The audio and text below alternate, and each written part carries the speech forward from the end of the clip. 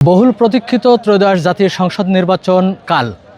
এই নির্বাচন উপলক্ষে প্রশাসনের পক্ষ থেকে সার্বিক প্রস্তুতি নেওয়া হয়েছে। আমরা এই মুহূর্তে অবস্থান করছি রাজশাহীর ঐতিহাসিক মাদ্রাসা মাঠে। এই মাদ্রাসা মাঠ থেকে আজকে ব্যালট পেপার সহ নির্বাচনী যে সরঞ্জামগুলো সেগুলো বিভিন্ন কেন্দ্রে কেন্দ্রে পাঠানো হচ্ছে। আপনাদের জানিয়ে রাখি যে রাজশাহী 6টি সংসদীয় আসন, সেই 6টি সংসদীয় আসনের যে ব্যালট পেপার এবং নির্বাচনী সরঞ্জাম এগুলো 2 দিন আগেই রাজশাহীর বাকি 5টি সংসদীয় আসনে পাঠানো হয়েছে। আজকে শুধুমাত্র এই রাজশাহী সদর যে রাজশাহী 2 আসন, এই 2 আসনের সরঞ্জামগুলো বিভিন্ন কেন্দ্রে পাঠানোর জন্য আজকে রাজশাহী মাদ্রাসা মাঠ থেকে প্রস্তুতি গ্রহণ চলছে এবং সকাল থেকে এই সরঞ্জামগুলো পাঠানো হচ্ছে।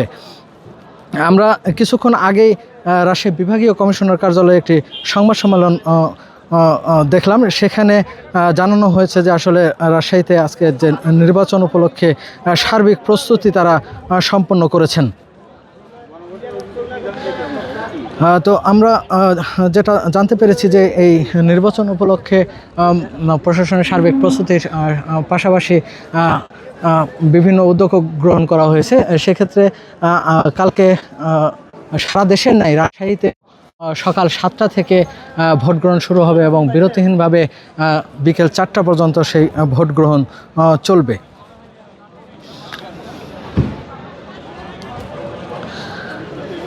আমরা বিভাগীয় কমিশনার কার্যালয়ে যে সংবাদ সম্মেলন সেখানে আমরা জানতে পেরেছি যে বিভাগীয় commissioner doctor ANM Bazlur Rashid তিনি আজকে সংবাদ সম্মেলন করেন। সেই সংবাদ সম্মেলনে তিনি জানান যে রাজশাহী বিভাগে মোট 39টি সংসদীয় আসন রয়েছে এবং এই রাজশাহী বিভাগে 8টি জেলায় 67টি উপজেলা নিয়ে যে প্রায় 2 কোটির বেশি মানুষ বসবাস করেন। এই তাদের মধ্যে এবারে নির্বাচনে ভোটার সংখ্যা প্রায় 1,63,00,000।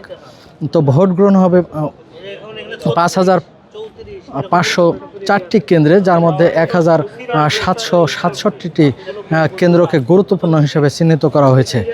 তবে সার্বিক শৃঙ্খলা বজায় রাখতে ইতিমধ্যে বিশেষ অভিযান পরিচালনা করা হয়েছে।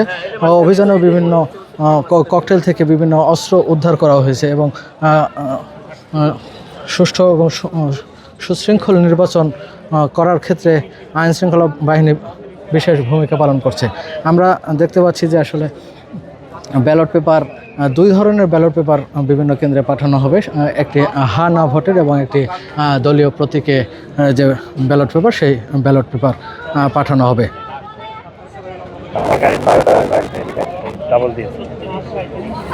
এবং আমরা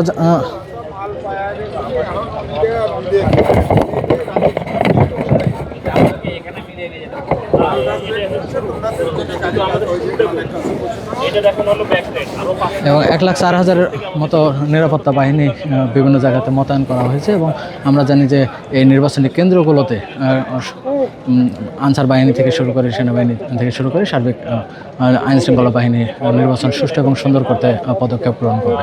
রাজশাহী থেকে ছিল এই সর্বশেষ খবরের কাগজ, নিখাদ, নির্ভীক, নিরপেক্ষ।